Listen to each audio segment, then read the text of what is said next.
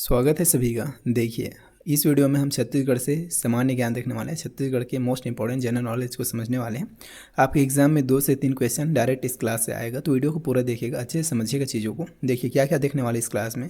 तो हम सबसे पहले देखेंगे छत्तीसगढ़ के सामाजिक और सांस्कृतिक नायक, फिर समझेंगे छत्तीसगढ़ के प्रमुख आंदोलन, उसके बाद देखेंगे छत्तीसगढ़ के प्रमुख त्यौहार और मेले, फिर आगे क्या देखेंगे छत्तीसगढ़ की सांस्कृतिक धार्मिक धरोहर, फिर आगे समझेंगे हम छत्तीसगढ़ की प्रमुख नदियाँ, नदी उद्गम और उसकी विशेषता, फिर देखेंगे छत्तीसगढ़ के प्रमुख जलप्रपात वाटरफॉल्स, उसके बाद हम समझेंगे छत्तीसगढ़ के प्रमुख राष्ट्रीय उद्यान व अभ्यारण्य। तो इन सभी चीज़ों को बारी बारी समझेंगे अच्छे से। चलिए वीडियो को शुरू करते हैं। पहले हम देखते हैं छत्तीसगढ़ के सामाजिक और सांस्कृतिक नायक। यहाँ सभी क्वेश्चन पूछा जाता है, तो इसे आप लोग ध्यान से देखेंगे, याद करते जाएंगे और चीज़ों को नोट डाउन भी कर सकते हैं। इधर नाम दिया गया है और इधर उसका पहचान दिया गया है और परीक्षा में और भी क्या चीज़ें इनसे रिलेटेड पूछा जा सकता है वो भी इधर दिया गया है। पहले हम बात करते हैं गुरु घासीदास का। तो ये सतनाम पंथ के प्रवर्तक हैं, आप सभी को पता ही होगा। जातिवाद के विरोध में सत्य है ईश्वर है संदेश दिया। गुंडाधुर बस्तर जनजाति विद्रोह के नायक रहे। अंग्रेजों के खिलाफ 1910 में भूमकाल आंदोलन। वीर नारायण सिंह प्रथम स्वतंत्रता संग्राम 1857 के शहीद, याद रखेंगे। कौन? वीर नारायण सिंह, इंपॉर्टेंट है, याद रखेंगे। अंग्रेज़ों से लड़ने वाले पहले क्रांतिकारी। फिर आगे देखते हैं रानी अवंतीबाई, रामगढ़ की रानी, 1857 की नायिका। बालाघाट अधिकारों की रक्षा के लिए युद्ध किया। पंडवानी की तीजनबाई, लोक गायिका, महाभारत कथा की प्रस्तोता। पद्म भूषण से इसको सम्मानित किया गया है। महंत घासीदास, समाज सुधारक, दलित उत्थान के लिए कार्य। अमरकंटक के सतनाम आंदोलन की शुरुआत। संत बालक दास, तो ये गुरु घासीदास के पुत्र हैं। सतनाम संदेश का प्रसार। फिर आगे समझते हैं छत्तीसगढ़ के प्रमुख आंदोलन। वर्ष 1857 कौन सा आंदोलन? स्वतंत्रता संग्राम। वीर नारायण सिंह, सोनपुर, रामगढ़। और 1910 में भूमकाल आंदोलन, जिसके नेता कौन थे? तो गुंडाधुर थे और स्थान कौन सा था? बस्तर था। 1920 में असहयोग आंदोलन, जिसके नेता कौन थे? तो कांग्रेस की खुली शाखाएं, महात्मा गांधी के प्रभाव। और 1930 में सविनय अवज्ञा आंदोलन हुआ। ये कहाँ हुआ? रायपुर व दुर्ग क्षेत्र में सक्रियता देखने को मिला इनका। 1942 में भारत छोड़ो आंदोलन, युवाओं की बड़ी भागीदारी और आंदोलनकारी गिरफ्तार।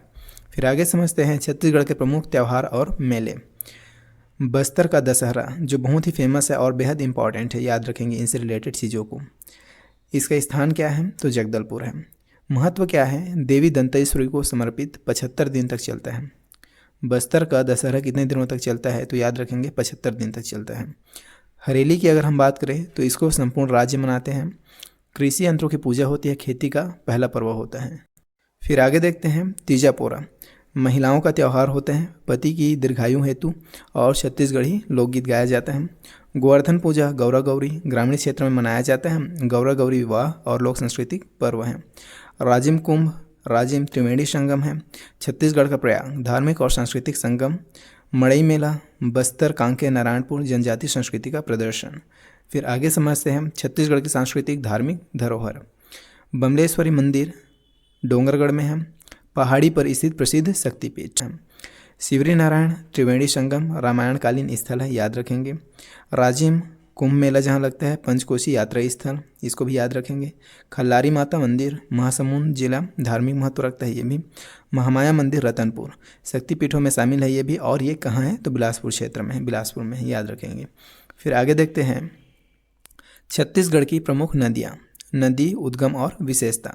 यहाँ नदी का नाम है और इधर उद्गम स्थल है और उसकी विशेष जानकारी। अगर हम बात करें महानदी का, तो इसका उद्गम स्थल क्या है? सीतामढ़ी, शिवनाथ के पास धमतरी, याद रखेंगे। विशेष जानकारी इसके बारे में क्या है? तो छत्तीसगढ़ की जीवन रेखा, हीराकुंड बांध इसमें कहाँ बना है? ओडिशा में बना है। और चित्रकूट जलप्रपात किस पे है? तो आप कहेंगे इंद्रावती नदी पे है, याद रखेंगे।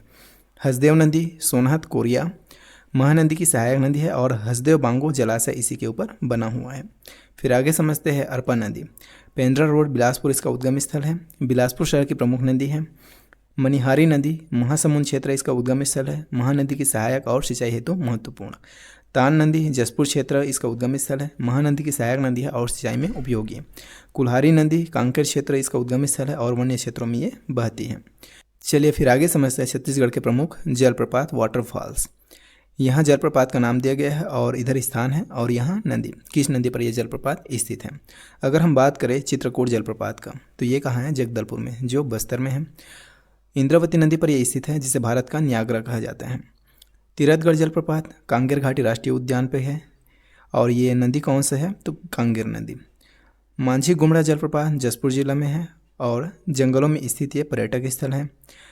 चिरपानी जलप्रपात बलरामपुर जिला में है, जो पर्वतीय क्षेत्र में है। आगे समझते हैं। राजपुरी जलप्रपात सूरजपुर जिला में है, मानसून में विशेष आकर्षण का केंद्र होता है।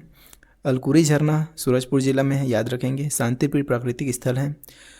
रामदह जलप्रपात कोरिया जिला में है और अमृतधारा के समान इसकी लोकप्रियता है, इसे भी आप लोग याद रखेंगे। चलिए फिर आगे समझते हैं छत्तीसगढ़ के प्रमुख राष्ट्रीय उद्यान व अभ्यारण्य। यहाँ से भी एक क्वेश्चन आपसे पूछा जा सकता है, तो सभी को याद रखेंगे। ध्यान से देखिए, ध्यान से समझिए चीज़ों को, और फिर एग्ज़ाम में अच्छे से परफॉर्मेंस आपको करना है। यहाँ पे नाम दिया गया है और यहाँ पे स्थान और इसकी विशेषता। अगर हम बात करें इंद्रावती राष्ट्रीय उद्यान का, जो कि मोस्ट इंपॉर्टेंट है, याद रखेंगे। इंद्रावती राष्ट्रीय उद्यान आप लोग याद रखेंगे। इसका स्थान क्या है, बस्तर। इंद्रावती राष्ट्रीय उद्यान कहाँ है, तो बस्तर में है। विशेषता क्या है, छत्तीसगढ़ का एकमात्र टाइगर रिजर्व, याद रखेंगे। फिर है कांगेर घाटी राष्ट्रीय उद्यान, जो कहाँ है, बस्तर में है। इसकी विशेषता क्या है, तो तीरथगढ़ जलप्रपात और कुटुमसर की गुफाएं। गुरु घासीदास राष्ट्रीय उद्यान, जो कोरिया जिला में है, हाथियों और भालुओं का निवास है, याद रखेंगे। बारनवापारा अभ्यारण्य महासमुंद और बलौदा बाजार में है। जंगली भैंसा, चीतल, जंगली सुअर की इसकी मुख्य विशेषता है। उदंती सीता नदी अभ्यारण्य, जो गरियाबंद में है। दुर्लभ जंगली भैंसा वन भैंसा का संरक्षण क्षेत्र है। इन सभी को आप याद रखेंगे। इंद्रावती राष्ट्रीय उद्यान, कांगेर घाटी राष्ट्रीय उद्यान, गुरु घासीदास राष्ट्रीय उद्यान, बारनवापारा अभ्यारण्य और उदंती सीता नदी अभ्यारण्य। फिर आगे समझते हैं बाम्बलिया अभ्यारण्य। ये कहाँ है, तो जसपुर जिला में है। विशेषता क्या है, एशियाई हाथी और भालू। सेंजा अभ्यारण्य, ये कहाँ है, तो रायगढ़ जिला में है, याद रखेंगे। मुख्य विशेषता क्या है, पक्षियों का प्राकृतिक आवास है। पक्षियों का प्राकृतिक आवास कौन सा है, तो सेंजा अभ्यारण्य, याद रखेंगे। ये भी इंपॉर्टेंट है, आपसे पूछा जा सकता है। चलिए फिर आगे आपके लिए कुछ इंपॉर्टेंट पॉइंट हमने ऐड किए हैं, जिसे आपको याद रखना है। चित्रकूट को आप याद रखेंगे, इंद्रावती और नियाग्रा फॉल। उदंती सीता नदी को आप याद रखेंगे, वन भैंसा के लिए प्रसिद्ध है। उसके बाद इंद्रावती राष्ट्रीय उद्यान एकमात्र टाइगर रिजर्व, याद रखेंगे। मोस्ट इंपॉर्टेंट, यहाँ से क्वेश्चन कई बार पूछा जा चुका है और आगे भी आएगा, याद रखेंगे। फिर है शिवनाथ और हसदेव नदी, महानदी की सहायक नदियाँ है, याद रखेंगे। महानदी की सहायक नदी कौन सा है करके पूछा जाए तो आप टिक किस पे करेंगे, शिवनाथ और हसदेव नदी पे। कांगेर घाटी को आप याद रखेंगे, तीरथगढ़ जलप्रपात और कुटुमसर की गुफाएं मुख्य विशेषता है इसका। तो इस तरीके से आपको ये वीडियो कैसा लगा, ये क्लास कैसा लगा, आप कमेंट में बताइएगा, लाइक कीजिएगा पसंद आया तो। और ये पहला वीडियो था छत्तीसगढ़ जीके का, और भी वीडियो लाएंगे हम आगे आने वाली क्लास को देखने के लिए। चैनल को सब्सक्राइब करके रखेंगे। हम आपसे मिलते हैं नेक्स्ट क्लास में, तब तक के लिए टेक केयर, बाय।